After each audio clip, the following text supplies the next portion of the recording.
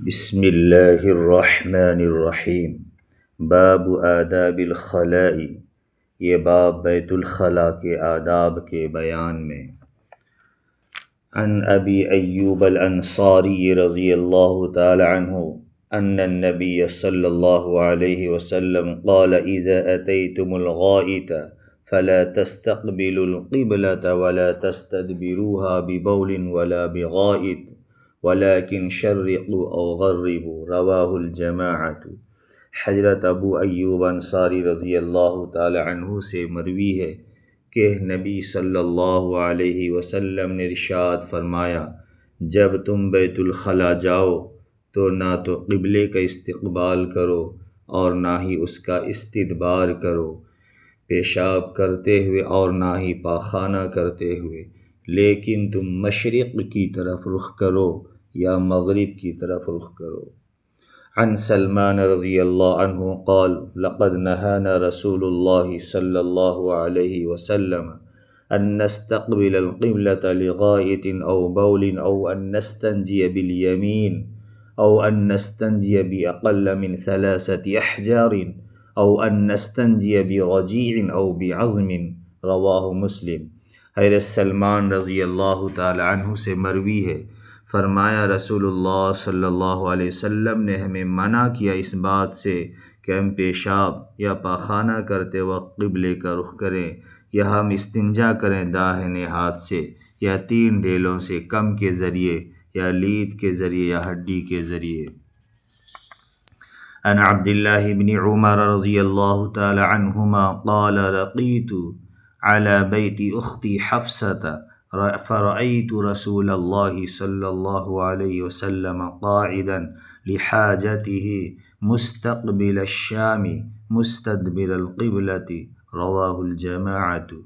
حضرت عبداللہ بن عمر رضی اللہ تعالی عنہ سے مروی ہے، فرمایا ایک دن میں اپنی بہن حضرت حفصہ رضی اللہ عنہا کے مکان پر چڑھا تو میں نے نبی صلی اللہ علیہ وسلم کو قضاء حاجت کے لیے بیٹھے ہوا دیکھا، شام کی طرف رخ کیے ہوئے، قبلے کی طرف پشت کیے ہوئے۔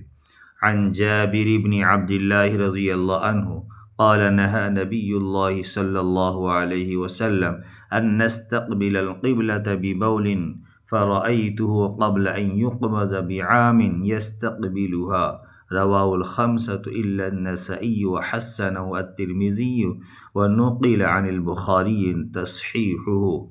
حضرت جابر بن عبداللہ رضی اللہ تعالی عنہ سے مروی ہے، نبی صلی اللہ علیہ وسلم نے منع کیا اس بات سے کہ ہم قبلے کی طرف رخ کریں پیشاب کرتے وقت۔ پھر میں نے آپ صلی اللہ علیہ وسلم کو دیکھا آپ کی وفات سے 1 سال پہلے قبلے کا استقبال کرتے ہوئے۔ قال النیموی النہی للتنزیہ وفعلہ كان للإباحة أو مخصوصا به جمعا بین الاحادیث۔ علامہ نیموی رحمۃ اللہ علیہ نے احادیث کے درمیان تطبیق دیتے ہوئے فرمایا کہ احادیث نہیں کی حدیث کراہت تنزیہی پر محمول ہے اور آپ صلی اللہ علیہ وسلم کا فعل اباحت پر محمول ہے، یعنی بیان جواز پر محمول ہے، آپ صلی اللہ علیہ وسلم کے ساتھ یا تو پھر مخصوص ہے۔ عن مروان الاصفری قال رأيت ابن عمر رضی اللہ عنہما اناخ راحلته مستقبل القبلة ثم جلس يبول إليها فقلت يا أبا عبد الرحمن رضی اللہ عنہ أليس قد نهي عن ذلك؟ قال بلى إنما نهي عن ذلك في الفضاء فإذا كان بينك وبين القبلة شيء يسترك فلا بأس۔ حضرت مروان اصفر سے مروی ہے، فرمایا کہ میں نے ابن عمر رضی اللہ تعالیٰ عنہ کو دیکھا کہ انہوں نے اپنی سواری کو قبلے کی جانب بٹھایا، پھر وہ بیٹھ کر اسی طرف پیشاب کرنے لگے تو میں نے کہا اے ابو عبد الرحمن، کیا اس سے منع نہیں کیا گیا؟ انہوں نے کہا کیوں نہیں، بلا شبہ اس سے منع کیا گیا میدان میں، پس جب تمہارا اور قبلے کے درمیان کوئی چیز پردہ ہو تو اس صورت میں کوئی حرج نہیں ہے۔ قال النموي هذا اجتهاد من ابن عمر رضی اللہ تعالی عنہ ولم يروي في الباب عن النبي صلی اللہ علیہ وسلم شيء۔ علامہ نیموی رحمۃ اللہ علیہ نے فرمایا یہ حضرت ابن عمر کا اجتہاد ہے اور اس باب میں نبی صلی اللہ علیہ وسلم سے کوئی حدیث مروی نہیں ہے۔ عن انس بن مالک رضی اللہ عنہ ان النبی صلی اللہ علیہ وسلم كان اذا دخل الخلاء قال اللهم انی اعوذ بک من الخبث والخبائث۔ حضرت انس بن مالک رضی اللہ تعالیٰ عنہ سے مروی ہے نبی صلی اللہ علیہ وسلم جب بیت الخلاء میں داخل ہوتے تو فرماتے اے اللہ میں آپ کی پناہ چاہتا ہوں خبیث جنات اور خبیث جناتیوں سے۔ عن عائشة رضی اللہ عنہا قالت كان النبي صلی اللہ علیہ وسلم اذا خرج من الخلاء قال غفرانك۔ حضرت عائشہ فرماتی ہے نبی صلی اللہ علیہ وسلم جب بیت الخلاء سے نکلتے تو فرماتے غفرانک، اے اللہ میں آپ سے بخشش طلب کرتا ہوں۔ عن ابی قتادہ رضی اللہ عنہ قال قال رسول اللہ صلی اللہ علیہ وسلم لا يمسكن احدكم ذكره بيمينه وهو يبول ولا يتمسح من الخلاء بيمينه ولا يتنفس في الاناء۔ حضرت ابو قتادہ رضی اللہ تعالیٰ عنہ سے مروی ہے فرمایا کہ نبی صلی اللہ علیہ وسلم نے ارشاد فرمایا تم میں سے کوئی اپنی شرمگاہ کو پیشاب کرتے وقت دائیں ہاتھ سے نہ پکڑے اور دائیں ہاتھ سے استنجا نہ لے اور برتن میں یعنی پانی پیتے وقت سانس نہ لے۔ عن ابی ہریرہ رضی اللہ عنہ ان رسول اللہ صلی اللہ علیہ وسلم قال اتقوا اللعانین قالوا وما اللعانان یا رسول اللہ قال الذي يتخلى في طريق الناس او في ظلهم۔ حضرت ابو ہریرہ رضی اللہ تعالیٰ عنہ سے مروی ہے نبی صلی اللہ علیہ وسلم نے ارشاد فرمایا بہت زیادہ لعنت کرنے والی دو چیزوں سے بچو۔ صحابہ نے پوچھا یا رسول اللہ بہت زیادہ لعنت کرنے والی چیزیں کیا ہے؟ آپ صلی اللہ علیہ وسلم نے ارشاد فرمایا وہ شخص جو پاخانہ کرتا ہے لوگوں کے راستے میں یا ان کے سائے کی جگہ میں۔ عن انس بن مالک رضی اللہ عنہ یقول كان رسول اللہ صلی اللہ علیہ وسلم يدخل الخلاء فأحمل أنا وغلام إداوة من ماء وعنزة يستنجي بالماء۔ حضرت انس بن مالک رضی اللہ تعالیٰ عنہ سے مروی ہے فرمایا کہ رسول اللہ صلی اللہ علیہ وسلم قضاء حاجت کے لیے تشریف لے جاتے تھے تو میں اور ایک لڑکا پانی کا لوٹا اور چھوٹا سا نیزہ اٹھا لیتے تھے۔ آپ صلی اللہ علیہ وسلم استنجا فرماتے۔ اس باب میں یعنی اس مسئلے میں 7 مذاہب ہیں لیکن ان میں سے معروف اور مشہور 4 ہے جو یہاں ذکر کیا جا رہا ہے۔ پہلا جو مسلک ہے امام اعظم ابو حنیفہ رحمۃ اللہ علیہ کا کہ قبلے کا استقبال کرنا اور استدبار کرنا مطلقاً دونوں بھی ناجائز ہے، نہ تو جنگل میں کر سکتے ہیں نہ ہی عمارتوں میں کر سکتے ہیں۔ دوسرا مسلک ہے داؤد ظاہری کا کہ قبلے کا استقبال اور استدبار مطلقاً جائز ہے، یعنی جنگل میں بھی جائز ہے اور عمارتوں میں بھی جائز ہے۔ تیسرا مسلک ہے امام احمد رحمۃ اللہ علیہ کا، ایک روایت میں استقبال مطلق ناجائز ہے اور استدبار مطلقاً جائز ہے۔ چوتھا مسلک ہے امام شافعی رحمۃ اللہ علیہ کا، امام مالک رحمۃ اللہ علیہ، امام احمد رحمۃ اللہ علیہ کے نزدیک قبلے کا استقبال جنگلات اور میدانوں میں مطلقاً ناجائز ہے، عمارتوں میں جائز ہے۔ دلائل کیا ہے؟ دلائل احناف کی دلیل، احناف نے استدلال کیا باب کی حدیث سے جو حضرت ابو ایوب انصاری رضی اللہ تعالیٰ عنہ سے مروی ہے کہ نبی صلی اللہ علیہ وسلم نے فرمایا اذا اتیتم الغائط فلا تستقبلوها ولا تستدبروها ببول ولا بغائط، والی حدیث۔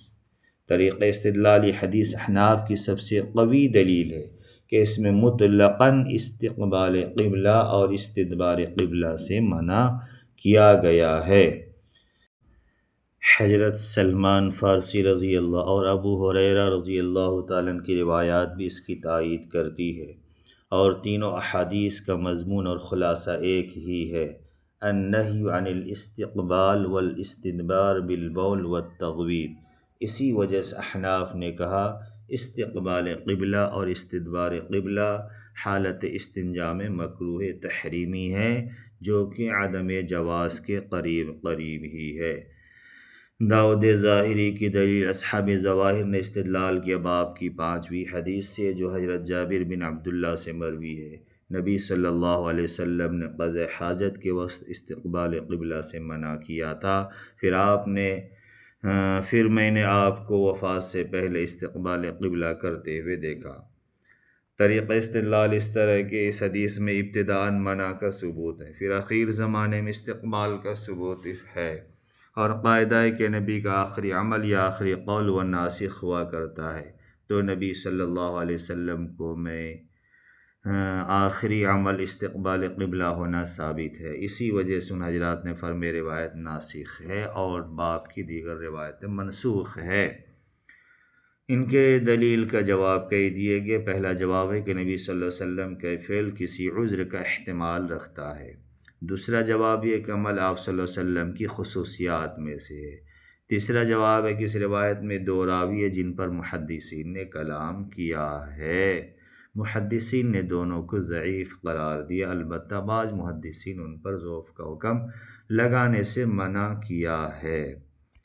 امام احمد کی دلیل، امام احمد نے استدلال کا حضرت سلمان رضی اللہ تعالیٰ عنہ کی روایت سے نبی صلی اللہ علیہ وسلم نے فرمایا صرف استقبال قبلہ سے منع کیا، اسی وجہ سے فرمایا صرف استقبال قبلہ منع ہے، استدبار قبلہ جائز ہے۔